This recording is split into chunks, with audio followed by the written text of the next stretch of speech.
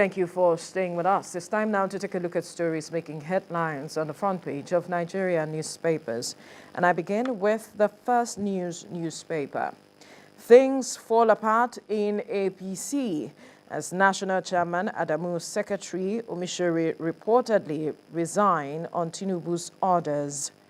Things fall apart in APC as National Chairman Adamu's secretary Omishiri reportedly resign on Tinubu's orders. You find all the details on the front page of the First News newspaper. To the Daily Trust now, Adamu resigns as APC chair. A resignation letter sent to Tinubu. Real reasons the ruling party's chair quit. I won't talk until president returns. Those are some of the riders you find on that story. Adamu resigns as APC's chair.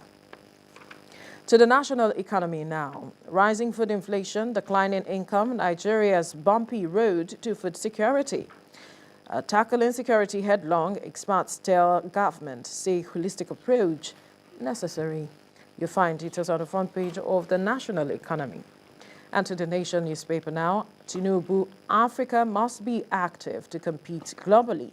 Leaders pledge commitment to integration cooperation. Tinubu, Africa must be active to compete globally. Leaders pledge commitment to integration cooperation.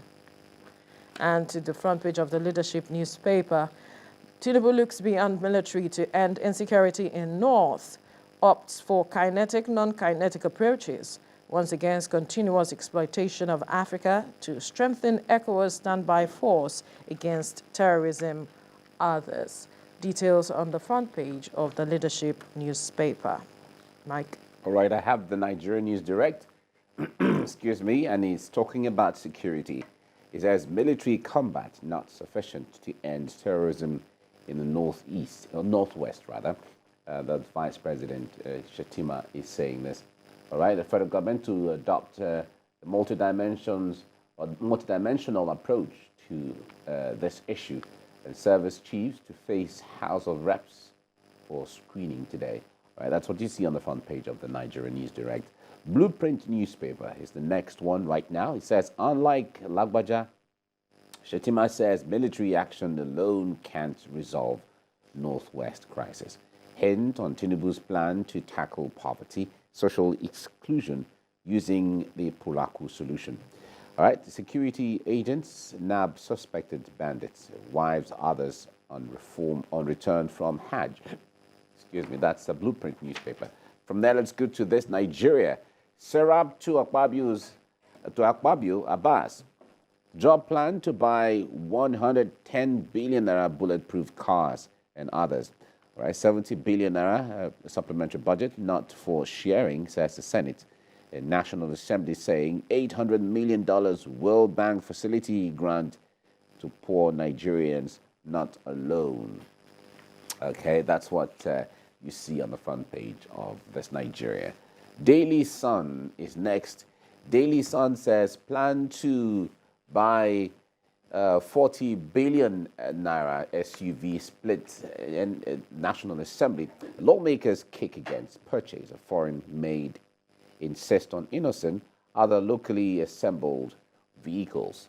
That's what Daily Sun has in here. From there, let's go to Business Day. Business Day says Nigerians shelve plans to change cars as prices soar. All right, Nigerians shelve the plans to change cars as prices soar. That's what the Business Day has.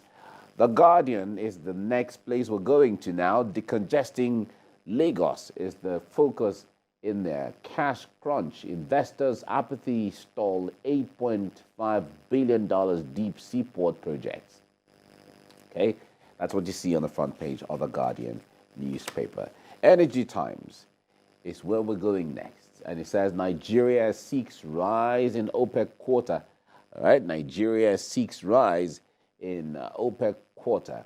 It targets 300,000 barrels per day increase in output by October, as federal government anticipates $20 billion investment from oil projects generally. All right, that's what the Energy Times has. Nature News is next. And Nature News All right, Nature News says NAGGW engages primary school pupils in planting 1.8 million trees across Borno State. Okay, that's what some NGOs are doing across parts of the north. Okay, Abuja Inquirer is the last one we're looking at now, and it says anti-malaria distribution, that's the focus. FCT fails WHO 2022 target. Right, FCT fails WHO 2022 target of the distribution of anti-malaria. FCTA blames parents' access, all right, deploys 9,000 field officers for 2023. Okay, that's what you see on the front page of the Abuja Inquirer. Veronica? All right, Mike, let's look at this story talking about how this current administration intends to address insecurity in the country and a focus to the northwest.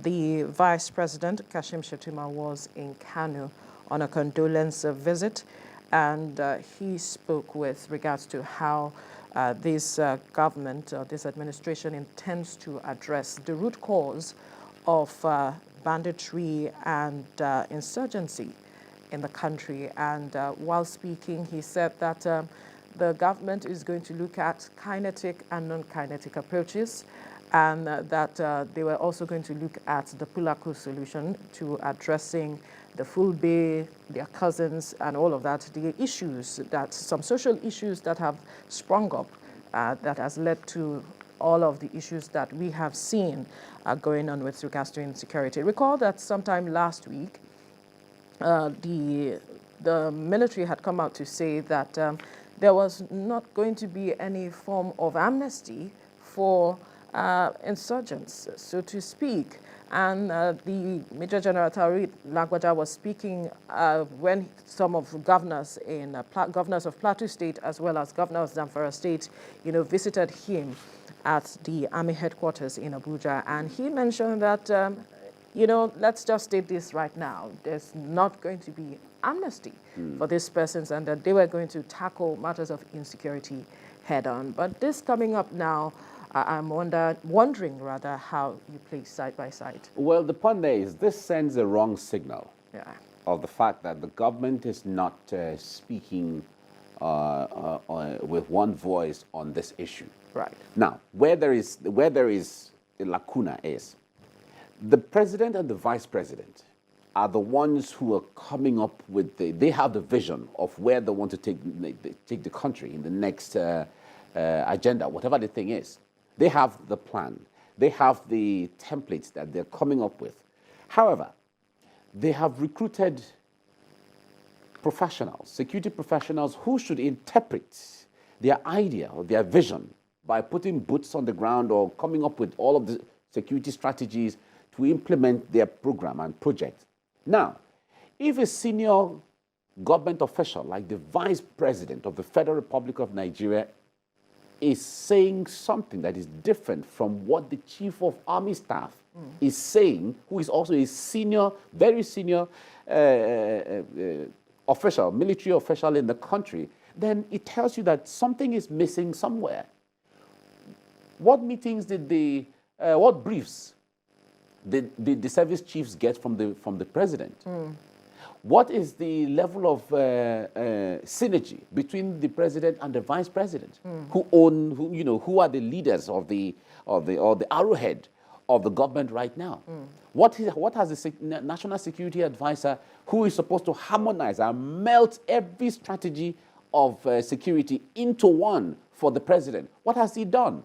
So it tells you that something is missing somewhere. Right. If government officials who are supposed to have 100% view of what strategy they want to use, how they want to approach, and how they want to proceed, are speaking in discordant tunes. It sends a very wrong signal at this time. Lagbaja, in his own respect, if you look at the details of what he's saying, he's right in his own whatever. If you cast your mind back, where some persons have, amnesty was granted to some persons, of course, we have seen where those persons pick up their arms again after they said they have repented. Yeah. However, we've also seen from the perspective the vice president is saying that, of course, we cannot use kinetic strategy alone. There are some other issues, because if you put Nigeria on a platter, the security challenges in the northeast, is the character of that is different, from the northwest, and then the north central, as the case may be. Yeah. So the point there is, we shouldn't be seeing the vice president or the chief of army staff making statements that are contrary to each other at this time. It doesn't send good signals to the country and to Nigerians regarding where the government is going with the strategy for security. So we expect that all the ideas they have, they should have melted it into one, so that when the vice president, even if he's somewhere outside of the country, makes a statement, or when the president or the national security advisor or service chiefs are making statements on security, it is one, because we expect that they'll be meeting. Absolutely. They'll be meeting, and they all have the brief as to what government wants to do and how they want to do it. Achieve that. Fine. So this sends a wrong signal to Nigerians that the vice president and the chief of army staff are not speaking the same language when it comes to how they want to tackle security. And it's worrying. So they have to go back. Situation. No, of course, it's really critical. Nigerians have been looking at how this government will address it. And if at this stage we are beginning to hear discordant tunes, like you pointed, it doesn't really send a right signal to Nigerians, because what Nigerians really want is for them to have an environment where they can thrive. And this matter of security affects every aspect of Nigerians, talking about the economy, even the matter of food security. Of course. It affects that. So if we are saying we're having different perspectives at addressing it, then Nigerians wonder, how then do we trust the government to really deliver in addressing this matter if we are seeing them speak with discordant tunes? Yeah. It really does not help the approach to addressing this matter. I believe that there might be a meeting afterwards to see how they can harmonize, every perspective as it stands. We do not know even the position of the National Security Advisor with regards to all of this. We haven't heard him speak yet. But then non-kinetic approach, in what was the framework? Is it going to have amnesty included in it? Is that what we are looking at? We do not know now. But if you look at it critically, and in the theater of war, even where there is outright war, conventional war, the moment people drop their arms and say, I surrender, I will no longer be involved in this, you are not supposed to kill. In fact, the moment you kill people like that, then you have committed a war crime. So there is room for prisoners of war. There are conventions regarding all of these issues. So if in a guerrilla warfare, for instance, and someone comes to say, okay, I am no longer going to fight, I want to lay down my arms, at that point, whether you trust him or not, it's irrelevant. You are supposed to take him in first. Whatever mechanism or whatever strategy you put in place to reintegrate or debrief, whatever the thing you want, that is totally left to you.